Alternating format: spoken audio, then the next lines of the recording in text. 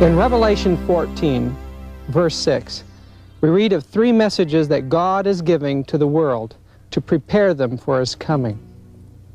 These messages are especially important to us as Seventh-day Adventists because they characterize the work and the message that we're to give at the end of time.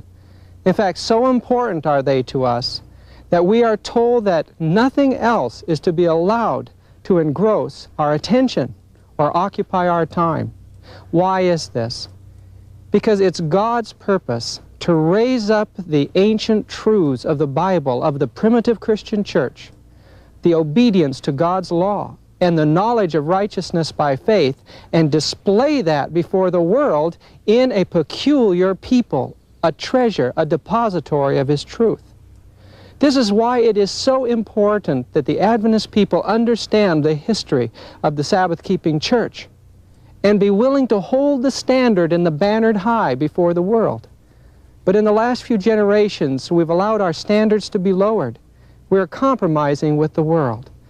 This is now the time for laymen to take up the work, prayerfully go to our knees, and begin to fill in the vacuum of truth that is being left behind. The same woe that falls upon the unfaithful pastor will also fall upon the layman who does not take up the work. I'd like to show you something.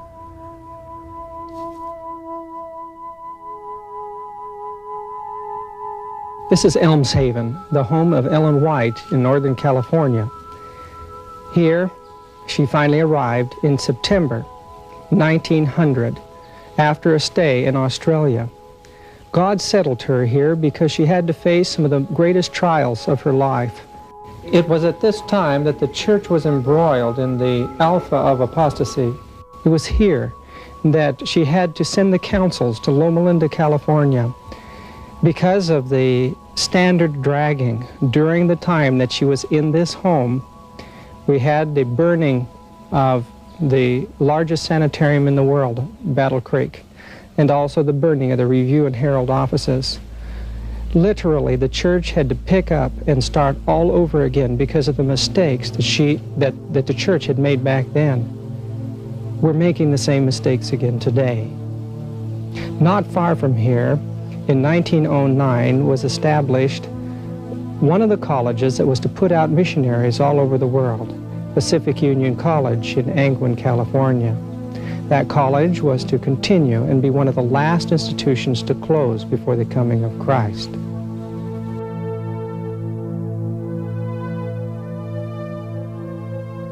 This is the room where Ellen White did the last of her writing, and this is the room where she died. It was her great dream to see God's church go on to triumph. It was her dream to see the schools like Pacific Union College raise up young men and women to finish up the work, to raise the standard, and to give the loud cry to the world. I noticed on the stand beside her writing table this book, Great Controversy. It was here where the last edition of Great Controversy was made. And on page 61, we read of the Church of the Wilderness and the faith that our ancestors had in the Sabbath-keeping truth. Amid the gloom that settled upon the earth during the long period of papal supremacy, the light of truth could not be wholly extinguished. In every age there were witnesses for God, men who cherished faith in Christ as the only mediator between God and man, who held the Bible as the only rule of life, and who hallowed the true Sabbath. How much the world owes to these men, posterity will never know. They were branded as heretics, their motives impugned, their characters maligned, their writings suppressed, misrepresented, or mutilated. Yet they stood firm and from age to age maintained their faith in its purity as sacred heritage for the generations to come. The history of God's people during the ages of darkness that followed upon Rome's supremacy is written in heaven, but they have little place in human records. Few traces of their existence can be found except in the accusation of their persecutors. It was the policy of Rome to obliterate every trace of dissent from her doctrines or decrees. Everything heretical, whether persons or writings, was destroyed.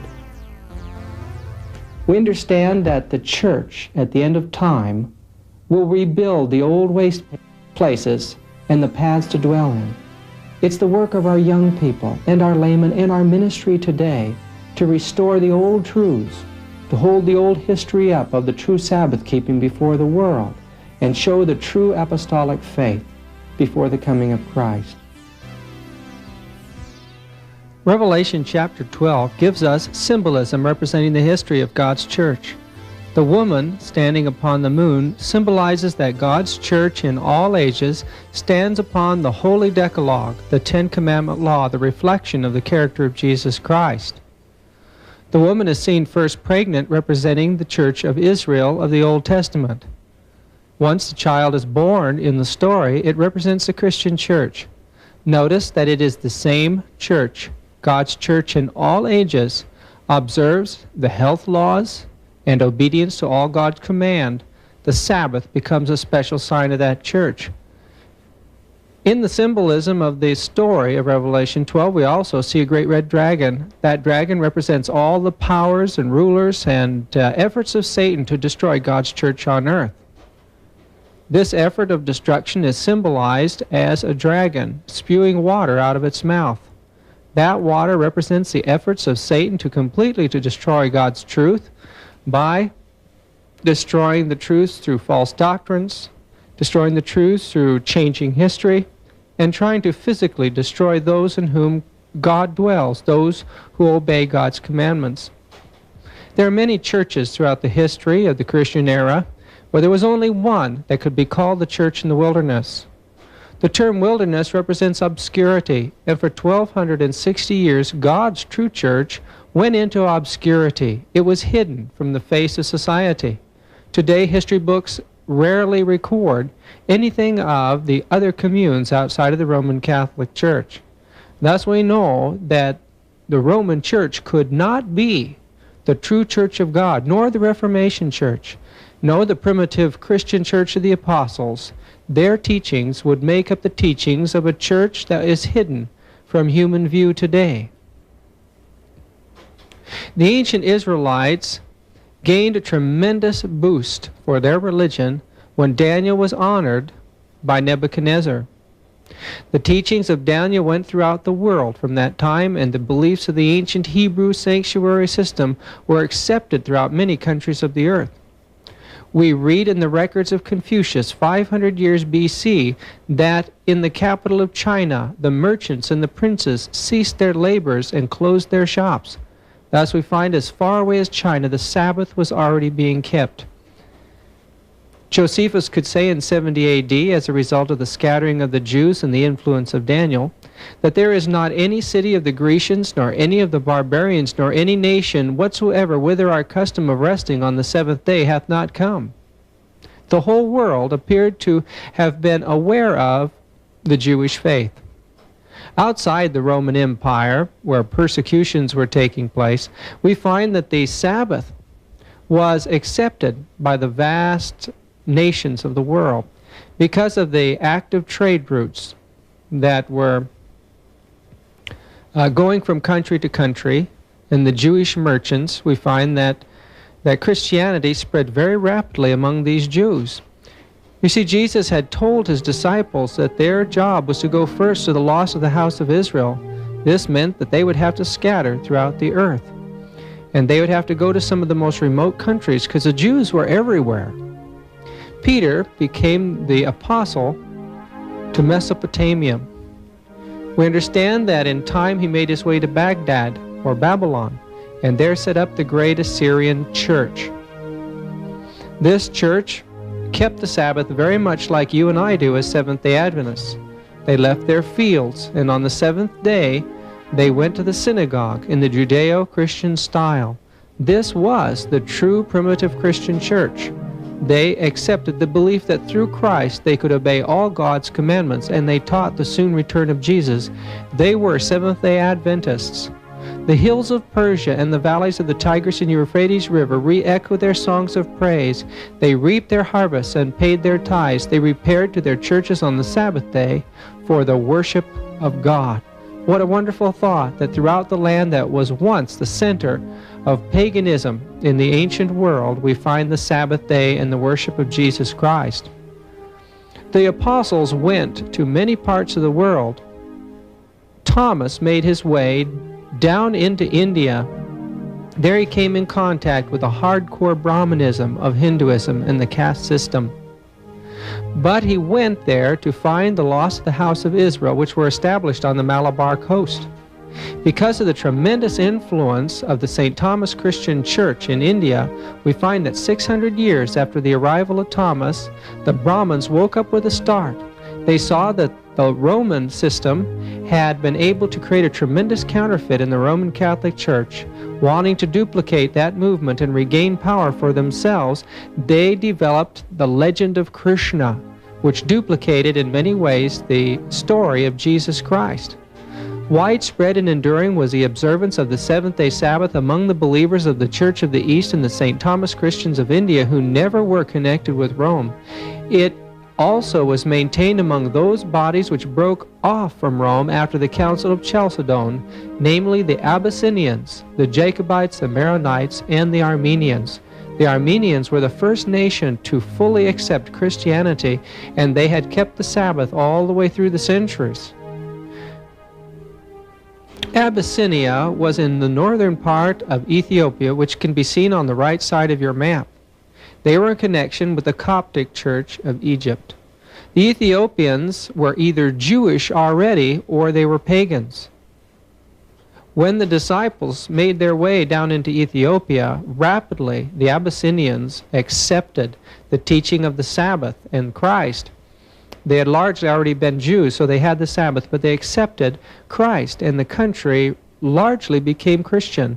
In the last half of that century, St. Ambrose, this would be the 4th and 5th century, of Milan, stated officially that the Abyssinian bishop Mucius had traveled almost everywhere in the country of Syria.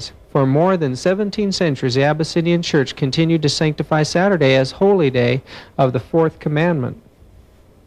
When we go to Abyssinia, or Ethiopia today, the Amhara section of the country, we find there many churches, some like this one, completely carved out of solid stone, a holy place and a most holy place with a reflection of their honor of the early Hebrew sanctuary. Even to this day, the Sabbath is sacredly honored by these people and their priesthood. 3,500 years of Sabbath keeping. The bishop of the Abyssinian or Ethiopian church was designated for them by the Coptic Church of Alexandria, Egypt. This church also kept the seventh-day Sabbath. We find that from the land of Syria, the second center of missionary work after Jerusalem was destroyed.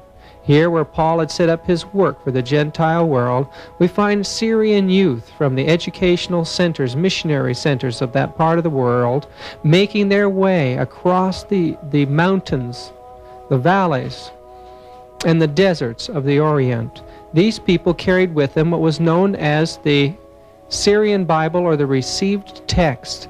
This Bible had as wide a circulation in the East as the King James Bible had in the West. No one could stop these young men. They went into every country of the Orient.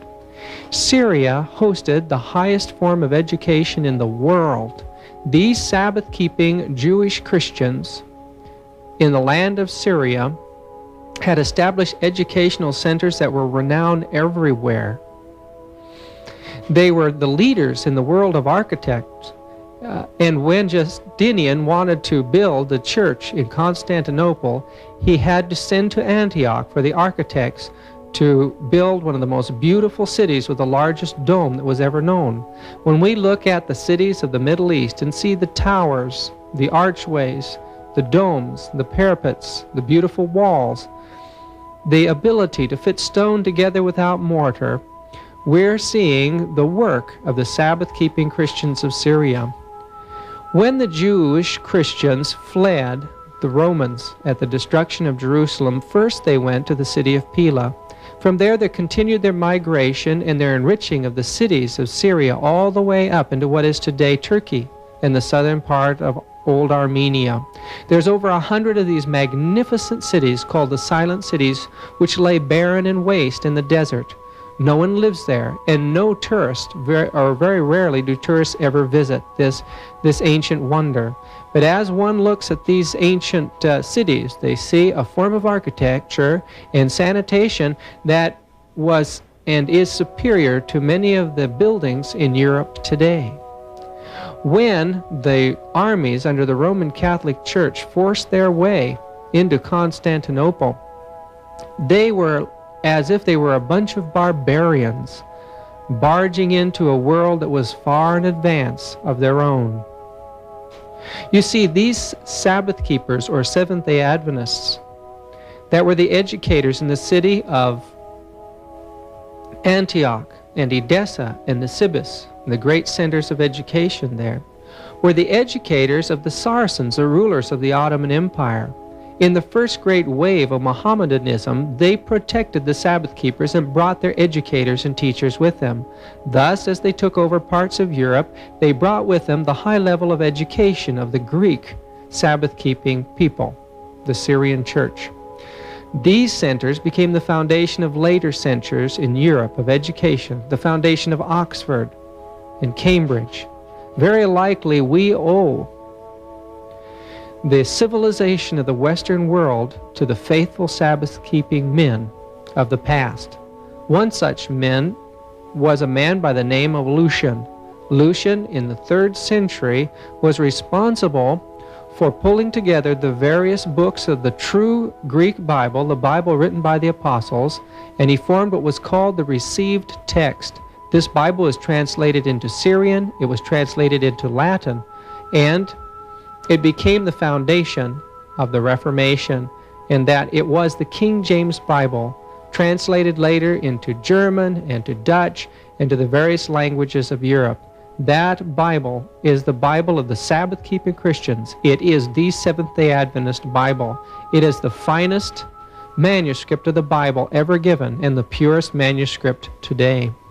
The Syrian Christians, also called Nestorian Christians and Assyrian Christians, Church of the East, also made their way into Turkestan, Mongolia, and Scythia.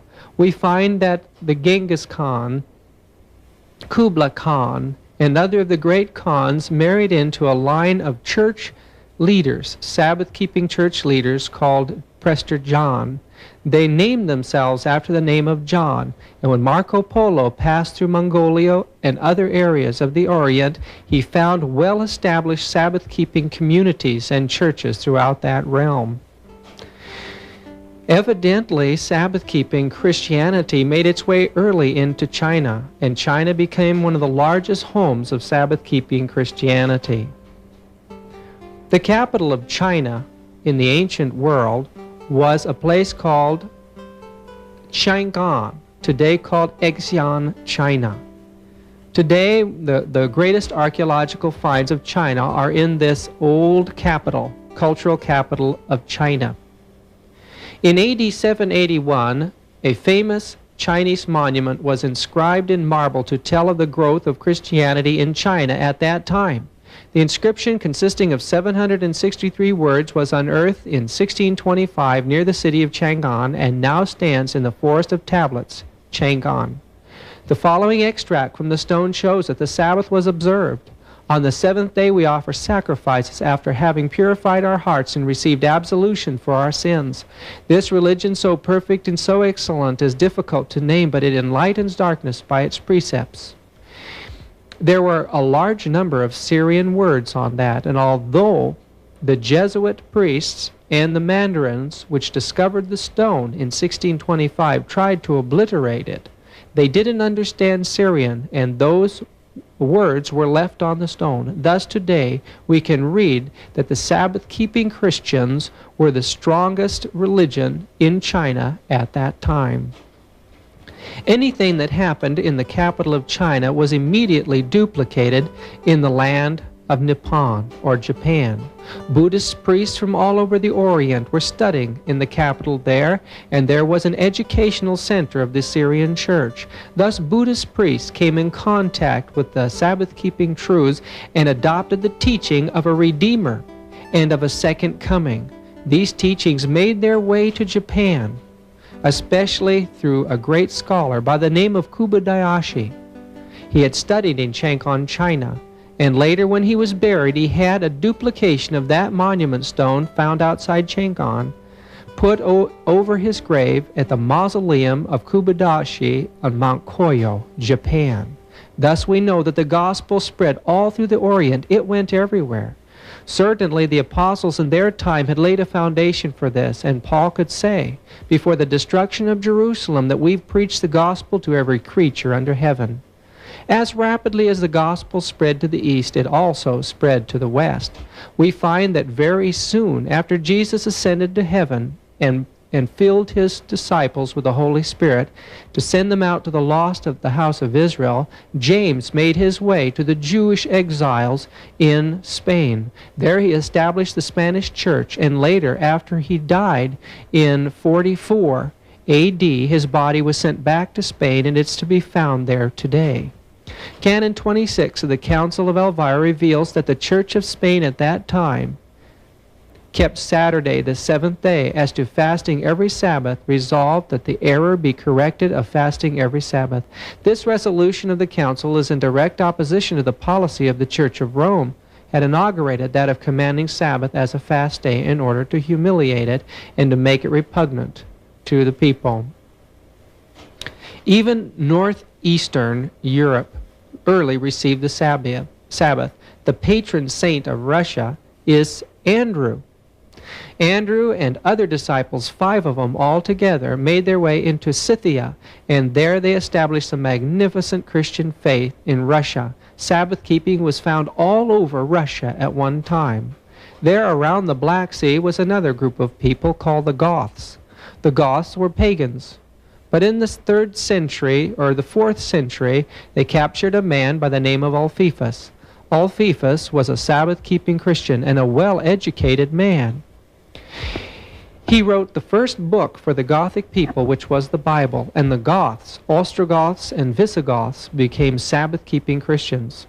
It is a fact that it was formerly the custom in the East to keep the Sabbath in the same manner as the Lord's Day, and to hold sacred assemblies, while on the other hand, the people of the West, contending for the Lord's Day, have neglected the celebration of the Sabbath. This is speaking of the Gothic king in A.D. 454 and 526. We know that the Vandals of Carthage were Sabbath-keeping Christians as well. Indeed, it appears that Sabbath-keeping had extended throughout the entire civilized world, and that Rome and Alexandria, Egypt, were a minority in their keeping of Sunday. As you look at this map, you'll notice a place on the left side of the map called Gallia. This is what is called modern France today. These people, the Gaelic people, extended into northern Spain and all the way across northern Europe. They were one of the largest families of antiquity. They were well established in the British Isles. The Gaelic people, or the Celtic people, were a race of powerful people that were very warlike, and few nations could stand against them. They were also highly civilized and had advanced form of education. It was among these people that Paul was directed by the Lord to begin his work of evangelism. At that time, he entered into missionary work among the Galatian people of Macedonia. It seems to have been custom very early in the Celtic churches of early times in Ireland as well as Scotland to keep Saturday, the Jewish Sabbath, as a day of rest from labor. They obeyed the 4th commandment literally upon the 7th day of the week. One of the early Celts of Scotland was captured as a young man and taken to pagan Ireland. Later, upon escaping, he determined to go back and evangelize the people who had been his captors. He made his way directly to Tara, the capital of Ireland. Standing up in the center of that great city, he began to preach the truth. He evangelized and established a tremendous work of apostolic Christianity in the island of Ireland. It remained in close connection with its Celtic brothers across Europe and into the East, and so it remained the center of Greek Sabbath-keeping Christianity long after Rome was forcing Latin upon Europe. In the town of Kells was found an ancient manuscript illustrating the magnificent high culture and high education of these men. Their centers look something like this: a wall around a little community with a church in the center. These little communities were colleges, and many of them were established by Patrick. The Book of Kells illustrates something of the beautiful manuscripts that at one time were produced by these scores and scores of centers throughout Ireland and later Scotland and on the continent of Northern Europe. It shows a degree of skill that surpassed any other skill of its kind in all of the world at that time. The reason why Scotland and Ireland remained a bastion for truth is because the Celtic people were so powerful. Rome could not conquer Scotland, and so Hadrian built a wall across Britain and there placed troops to keep the Celtic or the Scottish people from coming into Britain again. The rulers of the Scottish people, were the Druids. These people were highly educated and highly cultured. They had a center of education on the island of Iona. That island had influence over the people throughout Scotland. One of the graduates from Patrick's schools of Ireland was a man by the name of Columba, an extremely gifted saint of God. He was from a wealthy family that owned land in Scotland. He made his way back to the land of his birth, and there, putting aside the opportunity for wealth, he became a missionary for God. In the center, just below the center of this picture, you'll see the word Iona. Iona was a little island out among the inner Hebrides. There in this rough northern cold sea, Columba decided to establish his school. It was a school patterned after the Old Testament school of the prophets. Here the young people would learn trades. They would learn how to till the soil, grow their own food.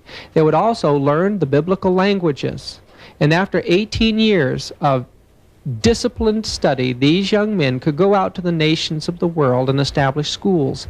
They entered almost every country of Europe and established many colleges and centers, although the history of this has largely been lost. Columba and Patrick became such well-known names in the culture of the islands that the Roman Church, when they came in and forced their control over these centers in the 9th, 10th, 11th, and 12th century, had to saint these men and create legends and fairy tales about them so the people would think in time, after generations had passed, that Columba and Patrick had been Roman Catholics. If you look up to the left side of this map, you'll see the blue lines. These blue lines represent the movement of Columba's and Patrick's schools as they went across Europe. It was in the 6th century that the Roman Catholic Church sent a man by the name of Augustine into Britain. Here he could not convert the British Church over to the Catholic faith. So he promised them that they would suffer the consequences of failure to acknowledge the Pope of Rome. But in spite of all that he could do in converting the pagans and using them to butcher and harass the Sabbath-keeping Christians, they continued strong for another 200 years. If you look at this map, which represents the years 600 to 1000 AD, notice in the upper left-hand corner that Ireland is still completely blue. Scotland is still completely blue, indicating that it's still strongly the Irish-Scottish Church, the Sabbath-keeping Celts. But also notice to the left side of the map of Britain, you'll find an area that's all blue as well. That land was the land of Wales.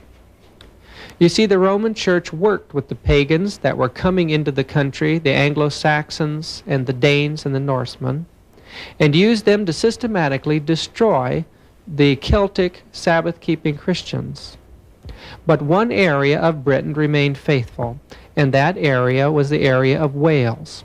For years it was protected by a powerful king, a king by the name of King Arthur. Yes, King Arthur was a Sabbath keeper, and beside him was a pastor of the Celtic Church.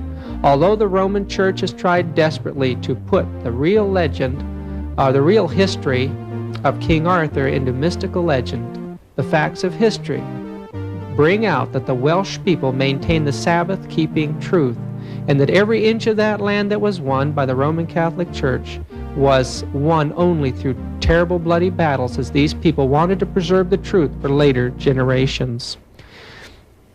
In the 3rd century, Vigilantius decided not to follow the allegorizing paganized Christianity that was coming into Rome in Alexandria, Egypt, and in Palestine. He broke free from it, and entering into the ancient valleys of northern Italy and southern France, there he established a vast organization of missionary work among the Latin people, who had a copy of the received text called the Itala Bible, or the early Latin Bible, not the Vulgate, which is a corrupt translation. These people, called the people of the valleys, or the Waldenses, continued their missionary work throughout Europe for many, many, many years. They became one of the strongest branches of the Church of the Wilderness. Later, a man by the name of Columbanus made his way from the schools of Patrick and Columba across Europe to Bobio in northern Italy. If you follow the blue lines down across the Frankish kingdom, you see the name of Columba, and later it ends up in a town called Bobio in the lower right-hand corner of the map. This little town was in the high reaches of a valley called Engragna. It was almost inaccessible there, and here he established his school. He was enemy number 1 of the Roman Catholic Church, and they longed to destroy him. This is the valley of Torre Pellice in the Waldensi valleys. Of Bobio it is written, here the nucleus of what was to be the most celebrated library in Italy was formed by the manuscripts which Columban had brought from Ireland, and the treatise of which he himself was the author. The fame of Bobio reached the shores of Ireland, and the memory of Columban was dear to the hearts of his countrymen. A 10th century catalogue published by Muratori shows that at that period every branch of knowledge, divine and human, was represented in this library. Bobio became such an evangelical training center that later the Roman Catholic Church followed the same procedure with Columbanus as she did with Patrick and Columba. She finally claimed him as one of her own. She sainted him. Columbanus did not live much more than a year after he had finished the work at Bobio. Though there was widespread grief at his impending death, there were no regrets in his own heart. He could look back on the more than 30 years of arduous labors and recognize that he had made an indelible impress upon the Franks, Germans, Suevi, Swabians, Swiss, and Lombards. He willingly laid down the work for which God had appointed him. He finished his work in 615, being at that time some 72 years of age. His body was buried beneath the altar of the church, and to this day his remains are kept in the crypt of the church at Bobio. About 25 extant manuscripts are purported to be his writings.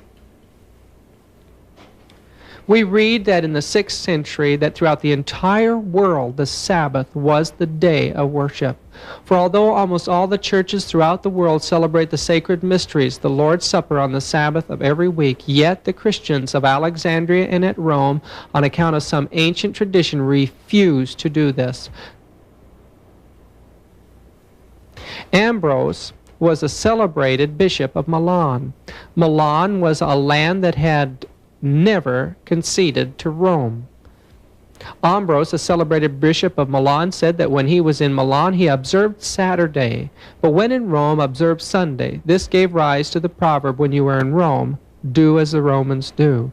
It wasn't for years later that Rome forced, through the force of arms, Milan and Lombardy to accept the Roman Catholic Church. In Eastern Europe, Pope Nicholas I in the 9th century sent the ruling prince of Bulgaria a long document saying in it that one is to cease from work on Sunday, but not on the Sabbath. The head of the Greek church, offended at the interference of the papacy, declared the Pope excommunicated. The battle went on for years.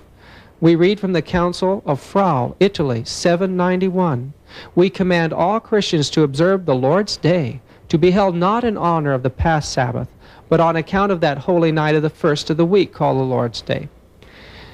When speaking of that Sabbath which the Jews observed, the last day of the week, and which also our peasants observe, and so on. So even in the 8th century and probably early 9th century, many of the peasants in Rome itself were still keeping the seventh-day Sabbath as the old Latin Church did before the apostasy of Rome.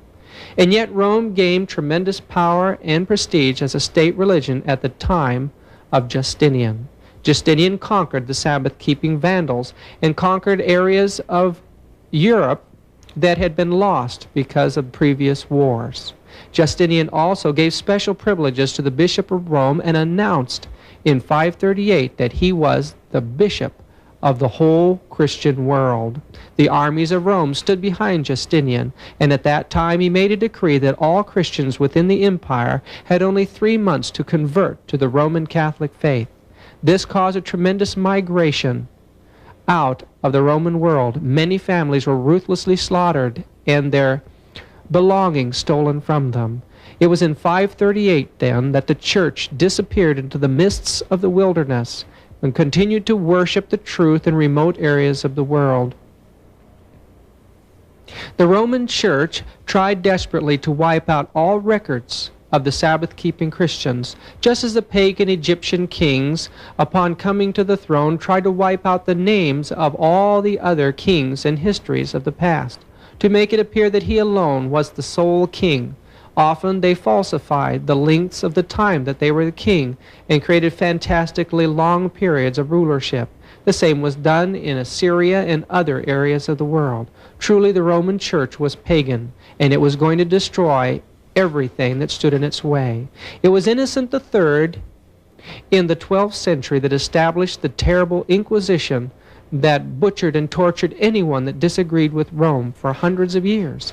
That was the beginning of the end for those areas that had continued faithfully to keep the truth alive in Europe. One of the greatest means of destroying the church in the wilderness was the rising of a man by the name of Tamerlane, a fanatical Muslim. He destroyed Christians in the East by the millions. He destroyed their churches and their lands, and it was almost impossible to regain their holdings after this slaughter took place, except that through the Spirit of God they could. But one thing happened that ensured the death of the church in the wilderness in the East, and that was the coming of the Jesuits with the armadas of Portugal and Spain. As the countries that traded with them from India all the way through China into the East opened up their doors to the Jesuit priests, they allowed the Inquisition to be set up there, and then mass slaughter and persecution and death came to the simple, humble, primitive Christian church that kept the Sabbath, that taught that man should obey the law of God by faith, and had the ancient received text, or the King James Bible. These people paid for it with their lives. They tried to preserve the faith for you and I today. One of the most magnificent records of history is that of the Waldensian Christians. They had been given many names by the Roman Church: Passagians, because they were the people of the passages of the mountains, or they were called the Judaizers because they kept the Sabbath. They were also called the Insabati, or Sabbati, or Insabbatani, because they kept the seventh-day Sabbath. They're also called the Vadois, or the Waldenses, the peoples of the valley. The Waldenses were to be found in every single country of Europe in spite of the Roman Catholic persecution. The heart of their religion was the Holy Bible, the received text, the King James Bible. They were known for their knowledge of agriculture, and any valley or country that hosted the Waldenses had the blessing of their knowledge of the soil. The mountainsides throughout their valleys are terraced with good water systems and excellent soil. One of the most important things to the Waldenses was the education of their children. They believed that the preservation of truth was in the preservation of the character of Christ in their children, the knowledge of the Bible. From the early ages, these children not only had to work hard, but they also had to memorize Scripture. In the emergencies of the persecution of their world, at times they had to assemble all the children. Because these children had memorized portions of the Bible, they could line the children up, and the children would be able to recite the Bible, the entire Bible, by beginning at one child and going around the circle of these children's Bible societies. Wouldn't it be wonderful today if we followed the counsel of the Spirit of God and looked to the Waldensians as a source of how our children should be educated, how we should carry out our economy and our missionary work? The children that were raised with such character and strength often were able to be kidnapped from their parents and maintain the faith in spite of the persecution. Some of these children were sent off to other schools and universities, and there they spread the truth in other lands. At the heart of the Waldensian valleys is a place called the Pra del Tor, at the head of at the end of the valley of Angragna. Here, in this almost inaccessible area, the barbs, or the pastors of the Waldensian church, were educated. The term barb means uncle and shows the close family relationship between the pastor and the people of those valleys. These men were highly educated. They studied for many years. And then before they could be ordained, they had to go out and have actual experience in the field. A young pastoral student would go with an experienced pastor, and there they would do their missionary work. Often they would pose as itinerant merchantmen. They would aim at the wealthy, educated classes, believing that once these were converted, they would influence many others. They would spread their wares before these people, and among their wares they would have pages copied from the Bible. Upon reading these to these people, many of these people took their stand for the primitive Christian truth. We read that the Waldensians, as they were ancient, were also numerous. Vignier, from other historians, gives a high idea of their populousness. The Waldensians, says the author, multiplied wonderfully in France as well as other countries of Christendom. They had many patrons in Germany, France, Italy, and especially in Lombardy, notwithstanding the papal exertions for their extirpation. This sect, says Nangus, was infinite in number, appeared, says Renarius, in nearly every country, multiplied, says Sandarus, through all the lands, infected, says Caesarius, 1,000 cities, and spread their contagion, says Ciconius, through almost the whole Latin world. Scarcely any region, says Gretzer, remained free and untainted from this pestilence. The Waldensians, says Popliner, spread not only through France, but also through nearly all the European coasts, and appeared in Gaul, Spain, England, Scotland, Italy, Germany, Bohemia, Saxony, Poland, and Lithuania. Matthew Paris represents this people as spread through Bulgaria, Croatia, Dalmatia, Spain, and Germany. Their number, according to Benedict, was prodigious in France, England, Piedmont, Sicily, Calabria, Poland, Bohemia, Saxony, Pomerania, Germany, Livonia, Sarmatia, Constantinople, Philadelphia, and Bulgaria. Certainly far vaster than we'd ever realized before.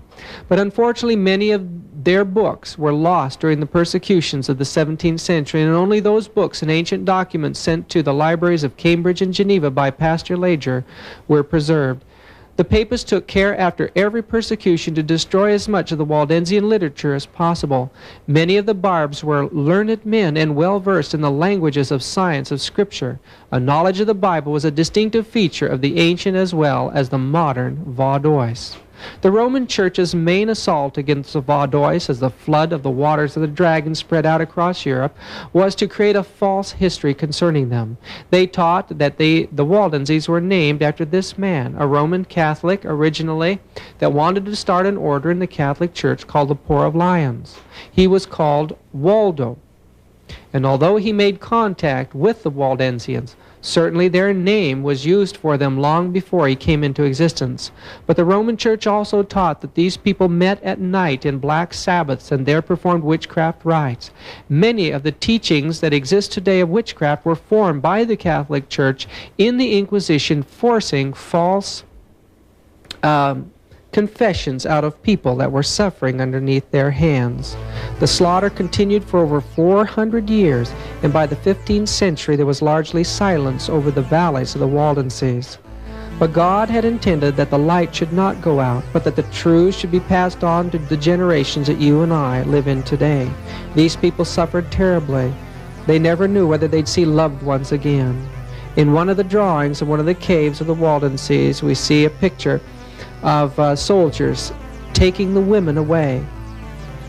We see one of the pastors being grabbed roughly by a soldier to be put to death, and the entire scene is being directed by a Roman Catholic priest. The children are being taken from the parents. This cave is found near Torre Pellice, north of the Piedmont Valley. Here 400 Waldenses met with their children and worshiped God beneath the earth so that they could maintain their freedom to worship as the Spirit of God directed. There is not a valley of the Waldenses that did not have its martyrs, did not have its village where scores of people lost their lives. It took 100, or they say 20, of the papal soldiers to take one Waldenses because of God's protection throughout those years. By the 15th century, there was largely silence throughout the valleys as they had made many compromises and had lost the Sabbath day, as well as other of the ancient truths.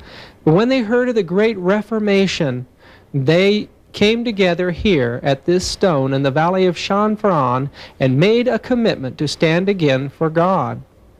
Because of this, terrible persecutions were directed against them, and many of them were exterminated, many of their valleys repopulated by the Catholics. The Vatican determined to stamp them out forever and gave them an ultimatum.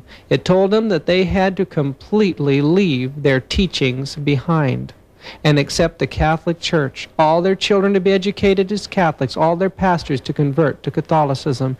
This was too much for them to take, and they refused to cooperate. The result was that the last of the Waldenses were taken out of those mountains and put in a terrible dungeon in Torino, Italy. Here they were kept packed together as the slaves had been kept in the slave ships because of the diseases that broke out and the terrible starvation that took place there. 14,000 of them went in, but only 5,000 of them crawled out. This was the end of the ancient history of the Waldensian people, or so the Roman Church thought. They came under tremendous pressure from the Reformation countries of Europe to release the Waldenses into the care of the Reformers. The Catholic Church agreed, and in the dead of winter, they forced a death march of these people through the snowy Alps. These people who were sick, who didn't have enough clothes, largely barefooted, they sent them through these ice-cold mountains through a storm. 3,000 of them arrived in Geneva. And there's a marvelous history of one of the faithful pastors who longed to go back and to regain his valleys. After repeated questions and efforts to gather men, requests of the Reformation countries to aid him, Enrico Arnaud determined to make his way back into the valleys. With the Bible in his belt and a sword in his hand, he went forward to regain their ancient home. But what about the Waldenses today? They have largely lost the knowledge of truth. They claim an ancient history, but they've organically united with the Methodist Church, and they herald this Pope, the one who is determined to implement Vatican II as the great man of peace. They assume that the Catholic Church has changed, and thus Waldensianism is only a memory today. You see, God has raised you and I up to take up the banner that was lost by the Waldenses and the Church of the Wilderness, to re-establish the paths to dwell in, to show the world that the Sabbath-keeping Christians of antiquity are God's true people in all ages and will be throughout all eternity. We read that Gregory Bishop, by the grace of God, to his well-beloved sons of Rome and citizens, it has come to me that certain men of perverse spirit have disseminated among you things depraved and opposed to the holy faith, so that they forbid anything to be done on the day of the Sabbath. What shall I call them except preachers of Antichrist? They would call Sabbath keepers Antichrist. Pope Gregory again declared that when Antichrist should come, he would keep Saturday as a Sabbath. The papacy still believes these things. We find that they are still as ruthless as they were in the past. When they took over Croatia, they slaughtered the Serbians, priests dressed up as soldiers, and butchered those peoples when the Catholic Church could get away with it. They're the same power that they are today, and the scenes of the past, friends, are going to be more than rivaled when Protestantism and Catholicism unite to persecute the primitive church, the Sabbath keepers, those who obey God's commandments. I once sat in this cave in the woods to anticipate what it would be like when we again, someday very, very soon, have to face the kind of persecution that our forefathers faced. Jesus is calling the church out of the wilderness today. Jesus is calling upon you and I as Sabbath-keeping Christians to prepare for the final wrath of the dragon. We're told that that precious church will face the wrath of Satan, those who keep God's commandments and have the testimony of Jesus or the spirit of prophecy. We are a remnant of this history. We are the last ones. We are the depositories of God's sacred truth, and the responsibility lies with us to work together to present these precious teachings of the three angels' message to the world. You've got to study like you've never studied before. You've got to know that Bible as our forefathers knew it, and pray for opportunities to begin missionary work for others. We ask that you'll join us in determining that you will take a stand as our forefathers did and finish up this precious work.